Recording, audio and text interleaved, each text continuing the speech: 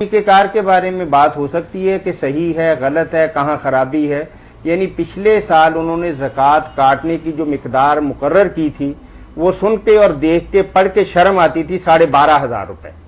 اگر کسی کا 12,500 روپے بینک میں ہے اور گورنمنٹ آف پاکستان اسے سرمایہ دار سمجھتی ہے اور اس میں سے زکوٰۃ کاٹے گی 2.5%. پچھلے سال 12,500 انہوں نے ڈکلیئر کیا تھا. 52 تولہ چاندی کو لے لیتے اور شاید اس بینک کا جو پی این ہے نا، چپڑاسی اور نائب قاصد وغیرہ، اس کی تنخواہ شاید 12,500 روپیہ ماہانہ سے زیادہ ہو، اور پھر بھی وہ دوسروں کے پلے سے کھانا کھاتا ہوگا اور چائے پیتا ہوگا اور شاید اپنی کچھ ضرورتیں پوری کرنے کے لیے کسی بڑے کا محتاج ہوگا.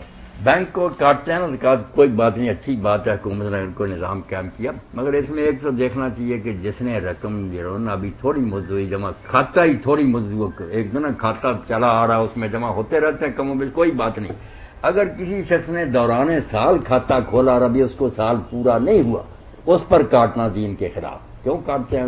دوران حول تو ہونا چاہیے، سال تو ہونا چاہیے نا اس کی رقم کو.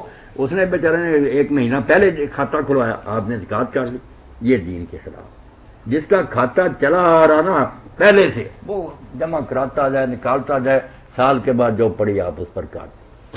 دوسری بات یہ ہے کہ جو سونا چاندی نا وہ تو نصاب ہے مقرر 7.5 تولے 52. یہ روپے پیسے کو کس کے ساتھ ملایا جائے، چاندی کے ساتھ یا سونے کے ساتھ؟ اس میں یہی بات صحیح ہے کہ سونے کے ساتھ ملانا چاہیے، 52 تولے نہیں دیکھنا چاہیے. آپ کی بات ٹھیک ہے، 12,500 میں سال گزرتا. اب سونا جو ہے نا 7.5 تولے کم اس کو حد مانے، جس کے پاس اتنے روپے ہوں گے نا لاکھ کے قریب، وہ دے گا، دوسرے نہیں دے گا. بس سیدھی بات ہے، سونے کو معیار ماننا چاہیے، کیونکہ نس میں کوئی نہیں آیا کہ چاندی سے ملاؤ. یعنی علماء اس دور میں سوچتے تھے غریبوں کا بڑا چاندی کے، مگر وہ مانتے تھے کہ سونے کے ساتھ بھی اگر کوئی جانتے تو اس کو حق ہے. تو سونا ماننا چاہیے اس دور میں، کیونکہ یہ رقم بہت تھوڑی ہے، کوئی آدمی اس میں گزارا نہیں کر سکتا. 7.5 تولے کی رقم بنائے ہر سال کے، کس حساب سے بک رہا اس کو دیکھیں، کتنے پیسے کم از کم اس کے پاس ہے.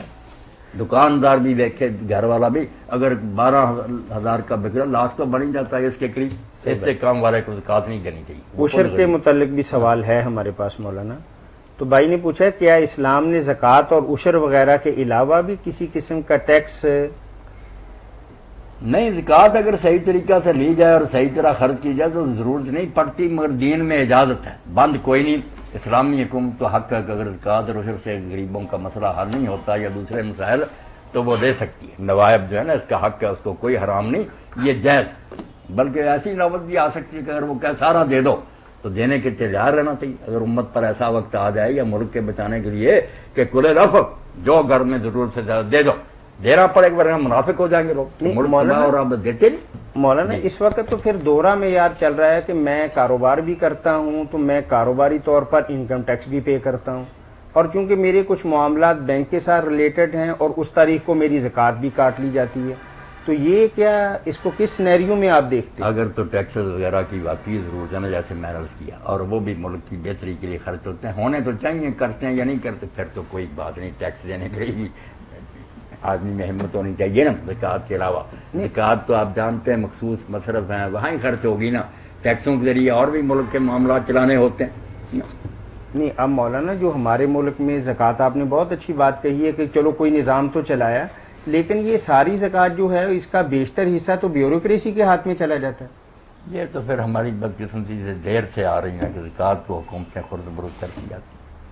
اس کا کیا کریں؟ اب تو مولانا اب تو وہی ہے کہ امت خلافت کی طرف لوٹے، تحریک چلے لوگوں میں، اسلامی نظام اسلامی نظام کا، تاکہ یہ ساری خرابیاں پیدا کیا جائے.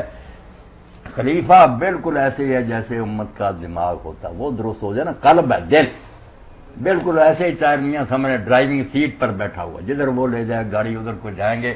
بے شک پچھلے روتے رہیں، دعائیں کرتے رہیں.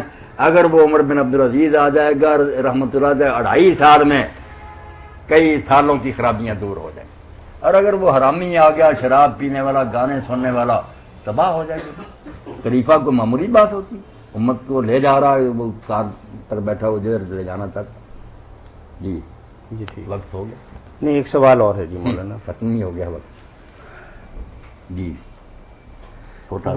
چھوٹا سا سوال ہے. وہ قرآن کریم کی ایک آیت ہی کا ترجمہ ہے، بے شمار دفعہ آپ نے فرمایا بھی ہے. وضو کرتے وقت جب قرآن میں ہے کہ ہاتھ کہنیوں تک اور چہرے کو دھو لو، اور سر اور پاؤں کا مسح کر لو، تو پھر ہم سر کا مسح تو کرتے ہیں اور پاؤں دھوتے ہیں۔